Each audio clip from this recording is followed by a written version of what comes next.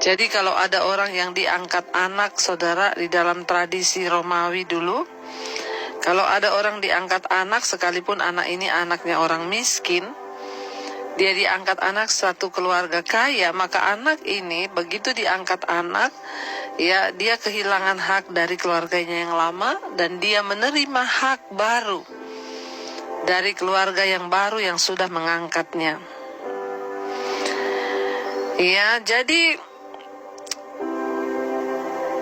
dia menjadi seorang ahli waris penuh atas harta warisan ayah barunya ketika dia diangkat anak.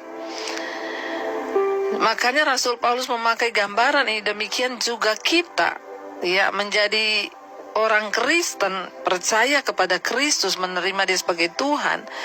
Kita mendapatkan semua hak istimewa dan tanggung jawab sebagai seorang anak dalam keluarga Allah. Waktu kita menerima Yesus sebagai Tuhan, diangkat menjadi anak ketika kita lahir baru. Kita bertobat, kita diangkat sebagai anak, menjadi anak. Ya, jadi orang Kristen itu menerima hak waris dalam kerajaan Allah. Salah satu hak istimewa yang luar biasa ini ialah hak untuk dipimpin oleh Roh Kudus. Orang yang menerima Kristus, dia menerima roh, huruf besar di sana, yang menjadikan kita anak Allah. Roh di sini adalah roh Allah, Roh Kudus, yang akhirnya roh itu menjadikan kita anak Allah. Dulu waktu belum bertobat, ya mungkin kita anak setan, kita dulu anak, ya, roh-roh jahat, kita melakukan, diperbudak untuk melakukan dosa. Ya, tetapi setelah kita bertobat menerima Tuhan Yesus, kita diangkat sebagai anak Allah oleh roh Allah yang ada dalam diri kita. Ya, bahkan roh itu yang dapat membuat kita berseru, ya Aba, ya Bapa. Ya saudara, jadi itulah hak luar biasa yang sangat-sangat istimewa ya kita terima dari Tuhan. Ya, ketika kita ini menjadi anak Allah. Kita mungkin tidak selalu merasa seperti menjadi milik Allah, tetapi Roh Kudus adalah saksi kita.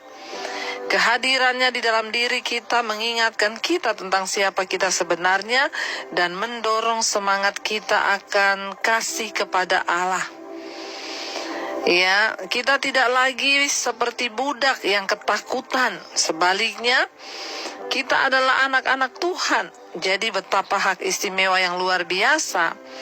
Ya, karena kita adalah anak Allah, kita ikut menikmati harta surgawi yang besar sebagai pewaris, yaitu damai sejahtera, sukacita.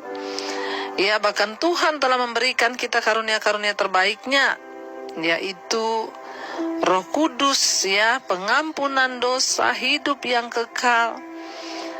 Sehingga Roh Kudus yang dalam diri kita itu mendorong kita untuk datang kepadanya. Karena itu orang yang sudah menerima Tuhan dan diangkat sebagai anak Allah, dia memiliki sebuah kerinduan untuk terus mengenal Tuhan. Karena ada roh yang baru dalam dirinya itu, yang memaksa dia menjadi anak Allah. Roh itulah yang membuat dia berseru, ya Aba, ya Bapa. Ya, ayat 17 berkata, dan jika kita adalah anak, maka kita juga adalah ahli waris. Maksudnya orang-orang yang berhak menerima janji-janji Allah. Ya, bukan hanya janji soal berkat jasmani, tetapi berkat pengampunan, ya, berkat damai sejahtera, sukacita, itu adalah hak bagi kita. Jadi kalau saudara mengaku Kristen tapi saudara tidak menerima janji-janji ini, mari kita bertanya apakah kekristenan kita itu sudah sungguh-sungguh dalam Tuhan atau belum. Ya, dan dikatakan di sana kita ini ahli waris, maksudnya orang-orang yang berhak menerima janji-janji Tuhan. Ya, dan akan menerimanya bersama-sama dengan Kristus, yaitu jika kita menderita bersama-sama Dia, supaya kita juga dipermuliakan bersama-sama dengan Dia. Jadi ketika kita menerima Yesus, kita bukan hanya menerima berkat janji-janji Tuhan, ya, tetapi Alkitab berkata kita juga menerima karunia untuk menderita bersama dengan Kristus. kita akan menjadi ahli waris kerajaan sorga. Di sana dikatakan, ya, kamu akan menerimanya bersama-sama dengan Kristus, yaitu ketika kita menderita bersama-sama dengan Dia, supaya kita juga dipermuliakan bersama-sama dengan Dia. Hanya orang yang mau menderita bersama Kristuslah yang akan dipermuliakan bersama dengan Kristus. Jadi kalau hari ini saudara tidak mau menderita, jangan bermimpi untuk menerima kemuliaan. Penderitaan adalah jalan menuju kepada kemuliaan. Demikian jugalah Kristus membayar harga di kayu salib untuk Dia boleh mencapai kemuliaan. Dia taat menderita di atas kayu salib.